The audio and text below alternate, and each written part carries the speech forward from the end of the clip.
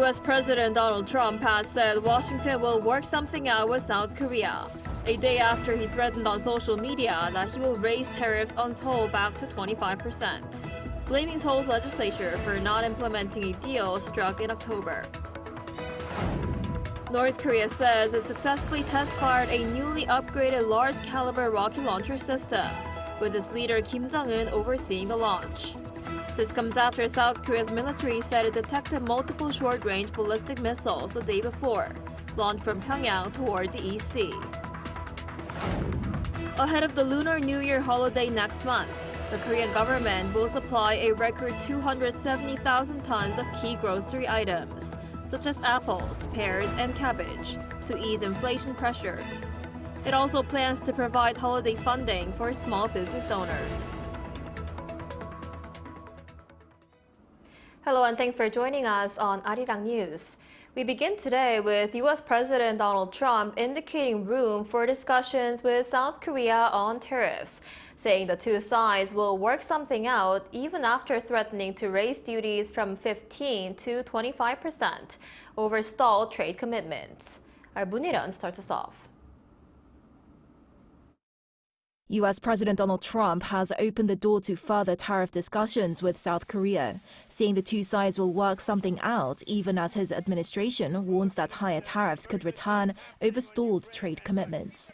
Speaking to reporters at the White House on Tuesday, Trump said he would seek a solution with Seoul after announcing plans a day earlier to raise tariffs on South Korean goods from 15% to 25%. So we'll work something out. We'll work something out with South Korea.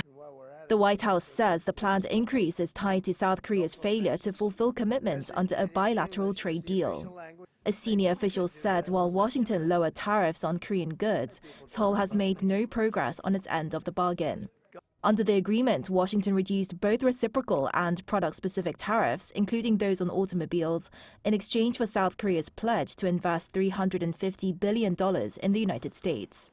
But U.S. officials pointed delays in passing legislation in Korea's National Assembly needed to support that investment. The dispute centers on a special bill to facilitate U.S.-bound investment introduced last November, following a bilateral memorandum of understanding. The U.S. retroactively lowered auto tariffs in December after the bill was submitted, but the legislation has yet to pass. In Seoul, the ruling Democratic Party says the bill will be formally reviewed in February, stressing that the delay reflects standard legislative procedures. Opposition lawmakers argue that national interests are at stake and warn against unilateral action. Deputy Prime Minister and Finance Minister Koo Yoon-chol has urged lawmakers to swiftly process the bill, while acknowledging the government has not received a formal notice from Washington on any tariff timeline. With South Korea's industry minister expected to meet U.S. officials soon, both governments are watching closely to see whether diplomacy or legislation can prevent a renewed trade clash. Moon Hae-ryun, Arirang News. On the domestic front, South Korea unveiled a series of financial support measures aimed at stabilizing livelihoods and easing inflation pressures ahead of the upcoming Lunar New Year holiday in February. The measures were announced on Wednesday by the Ministry of Economy and Finance at a meeting of economy-related ministers. To curb holiday grocery prices, the government will supply a record 270,000 tons of key items, including apples, pear, and cabbage, and roll out record discounts. The package also includes new holiday funding for small merchants and SMEs worth around $27.4 billion, along with support worth $40.4 billion for loans and guarantees. To boost local spending, the government will issue regional gift certificates worth approximately $2.7 billion with higher discounts and purchase limits. And amid the intensifying global demand for high-bandwidth memory chips, SK hynix has reportedly secured more than two-thirds of the supply orders for Nvidia's next-generation HBM4 chips. Now that's according to Yonhap News Agency on Wednesday, which also said the order is for AI platforms, including Nvidia's highly anticipated Vera Rubin next-generation AI supercomputer platform, set to come later this year. A previous forecast had SK hynix supplying just over 50% of the HBM4 chips to its biggest customer. However, Samsung Electronics is set to take a step ahead by becoming the first supplier of HBM4 chips to Nvidia. Samsung reportedly passed final quality tests for both Nvidia and AMD, with delivery expected as early as next month. Both companies are expected to outline their official 2026 strategies during their respective earnings calls on Thursday. Meanwhile, North Korea claimed this morning that it test-fired a renewed large-caliber rocket launcher system under the supervision of leader Kim Jong-un, while also launching multiple short-range ballistic missiles toward the East Sea. Meanwhile, South Korea condemned the launches as violations of UN Security Council resolutions, calling them a provocative show of force ahead of Pyongyang's upcoming ruling party Congress. Our Lee Seung-jae has more. North Korea has conducted a test launch of an upgraded large-caliber multiple rocket launcher system, with leader Kim Jong-un personally overseeing the drill.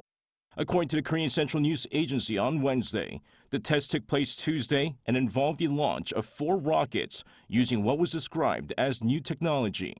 The rockets struck a target in waters about 358 kilometers from the launch site as Pyongyang assessed the system's combat effectiveness. The test came the same day North Korea fired multiple short-range ballistic missiles toward the East Sea in what South Korean officials see as a show of military force ahead of a key ruling party Congress expected early next month. South Korea's Joint Chiefs of Staff said it detected the missile launches from an area north of Pyongyang at around 3:50 p.m. The missiles traveled approximately 350 kilometers. Following the launches, South Korea's Presidential Office of National Security convened an emergency security meeting with senior military officials. The office strongly condemned the ballistic missile test, calling it a clear violation of United Nations Security Council resolutions. In a statement, the office said North Korea's actions were provocative and urged Pyongyang to cease further launches immediately. North Korea is widely expected to hold its first ruling party Congress in 5 years early next month, during which it is expected to outline major policy directions on defense, diplomacy, and the economy. Analysts say recent weapons tests may be aimed at strengthening Pyongyang's negotiating position and showcasing military advances ahead of that gathering. Lee Seung-jae, Arirang News. The Blue House has welcomed China removing part of its controversial steel structures in the West Sea. In a notice this morning, the top office called the move meaningful progress, noting the government's diplomatic efforts to resolve the issue with China. China's Foreign Ministry announced the previous day that the management platform in the Provisional Measure Zone, where South Korea and China's exclusive economic zones overlap, was being relocated. It cited voluntary action by the company in charge for its own corporate needs. The issue was addressed earlier this month at the summit between Presidents Lee Jae-myung and Xi Jinping. The South Korean romantic drama Can This Love Be Translated ranked first on Netflix global non-English TV chart. According to Netflix official site on Wednesday, the romance drama starring Kim Sun-woo and Ko Yoon-jung recorded 9 million views on its second week of release. The drama currently ranks first in 15 countries, including Mexico, Colombia, and Indonesia, and is in the top 10 charts in 60 countries worldwide. The reality show Singles Inferno Season 5 ranked second in the global non-English TV chart and entered the top 10 in 32 countries. This year marks the 100th anniversary of the death of Antoni Gaudí, the genius Spanish architect. The Sagrada Família, which Gaudí was not able to complete during his lifetime, is now writing a new chapter in history as having the tallest spire in the world. Our Cha Yoon-kyung reports. The light passing through the stained glass fills the interior, leaving visitors speechless. Amid the forest light columns, it's easy to forget that construction is still ongoing. I haven't visited often, maybe 3 or 4 times, but each time I am deeply moved. It is truly a spectacle. All around, visitors stand still for a long time. The Sagrada Família is no longer just a place to view. It has become a space to dwell in. beautiful. I sat down over there for like 15 minutes just staring and just in awe. So I love it. The architect, Antoni Gaudí, knew that this church would not be completed during his lifetime. He saw only one of the towers finished. This space of wonder now enters a very special period this year. June 10th marks the 100th anniversary of Antoni Gaudí's death. The year 2026 will be the year of him. The central spire has been partially completed, and the vertical symbol Gaudí envisioned is now visible over the city. It has also set the record as the tallest church spire in the world. However, this architectural work is still ongoing, and the completion date remains uncertain. The Sagrada Família is not just the work of a single architect. It is the result of a century of collective effort. Gaudí's unfinished designs continue to shine, even as people commemorate the 100th anniversary of his passing. 차윤경, Arirang News.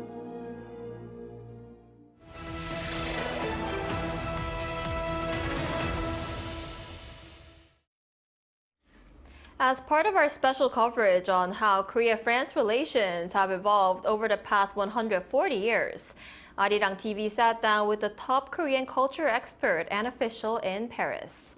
Here's our Oh Soo-young with more. A new year of discovery is unfolding in France as cultural exchange with Korea hits new dimensions. As held in Paris mark 140 years of diplomatic relations in 2026. Scores of exhibitions, performances and exchanges will highlight both classic and contemporary culture. For years, director Agnès Benayer has been the driving force of bilateral cultural ties.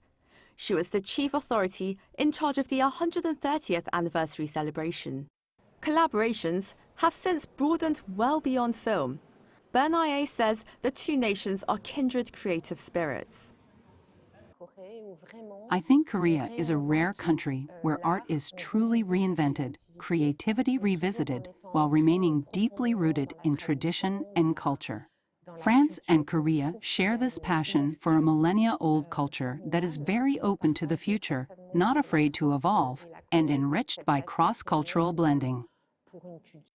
Through the common language of heritage and innovation, various art exchanges are flourishing.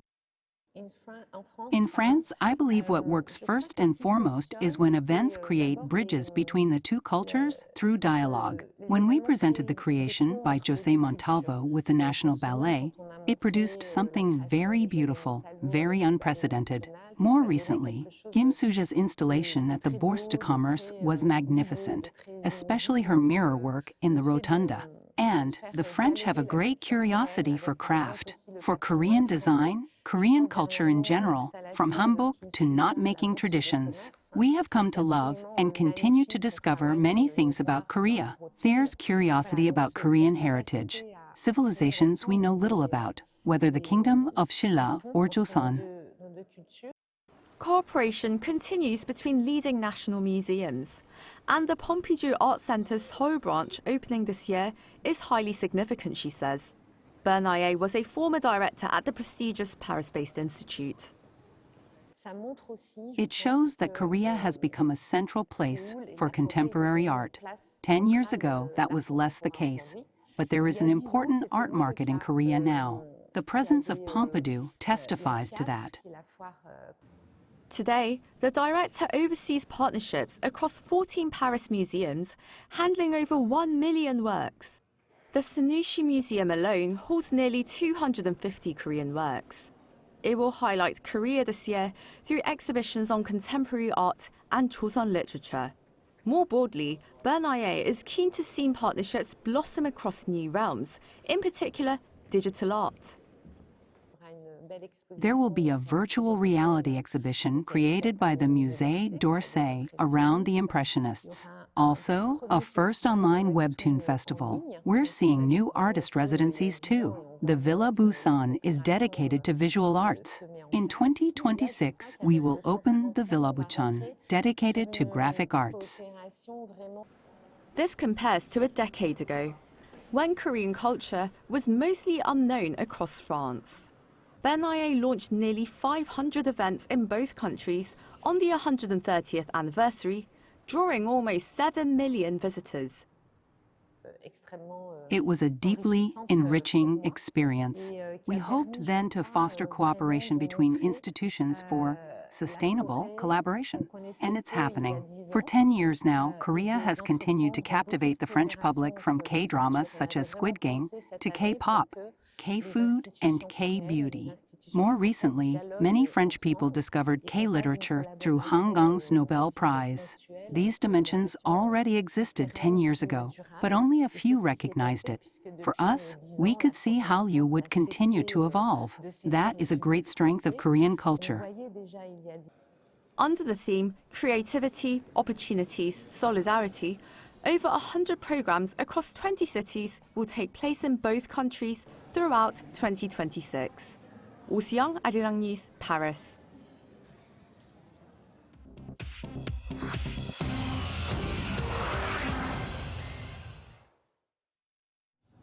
This is The World Now, bringing you everything you need to know from around the globe. After nearly 2 decades of negotiations, the European Union and India have sealed a historic free trade agreement that will affect up to 2 billion people and roughly a quarter of the global economy. The agreement on Tuesday will cut or eliminate tariffs on almost all goods traded between India and the European Union's 27 member states. The deal lowers steep Indian tariffs on European wine, cars, chemicals, and pharmaceuticals, while Europe will phase out duties on nearly all Indian exports, including textiles, apparel, and engineering goods. Leaders framed the pact as a strategic response to global trade disruption as Washington ramps up tariff pressure on both economies. European Commission President Ursula von der Leyen called it the, quote, mother of all deals, while Indian Prime Minister Narendra Modi said the agreement strengthens global stability during a period of economic turmoil. The upcoming Winter Olympics in Italy is facing a diplomatic firestorm after news broke that the U.S. is deploying its controversial Immigration and Customs Enforcement Unit for security. U.S. officials said on Tuesday that the officers come from Homeland Security Investigations, a separate ICE unit that supports security at international events and does not conduct immigration enforcement abroad. Confusion over the role of officers triggered public outrage and political criticism in Italy, including opposition from Milan's mayor. Italy's Interior Ministry later said the U.S. agents will work from the American consulate in a support role, stressing that all Olympic security remains under Italian authority. Honduras swore in new President Nasri Asfuda on Tuesday following his razor-thin election victory. The conservative leader, who had received a public endorsement from U.S. President Donald Trump, won by just 26,000 votes in a fiercely contested election last year, marked by political tension and fraud allegations. Asfuda has vowed to fight poverty, corruption, and crime while reviving one of the poorest economies in the Western Hemisphere. He also pledged to restore diplomatic ties with Taiwan, reversing a decision by the previous government. TikTok has reached a last-minute settlement to avoid a high-stakes U.S. jury trial over allegations that its platform deliberately addicts and harms children. Attorneys for the plaintiff confirmed the settlement on Tuesday, though neither side disclosed financial terms. The case centers on claims that social media companies deliberately designed addictive features to maximize youth engagement and advertising profits. The trial in Los Angeles will proceed against Instagram and YouTube. TikTok remains a defendant in hundreds of related cases nationwide. Chu Ji-hyun, Arirang News.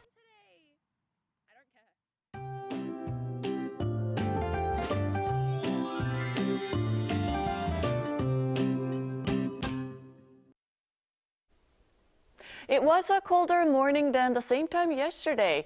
Cold wave warnings have expanded and intensified in inland regions, and afternoon temperatures will remain below season norms as well. Alongside the cold, very dry conditions persist across parts of the Seoul metropolitan area, Gangwon-do province, and much of the Gyeongsang-do region. So far this year, there have been 39 wildfires, and more than half of these fires have occurred in the Gyeongsang-do region, resulting in an alert level being in place for wildfires, the first time this has happened in January. And this afternoon, Seoul will be getting up to -1 degree Celsius, Daegu topping out at 4 degrees under sunny skies in most places. Meanwhile, Ulleungdo and Dokdo will see heavy snowfall with up to 20 centimeters expected through Friday. Then the cold will gradually ease starting this weekend, with daytime temperatures slowly recovering.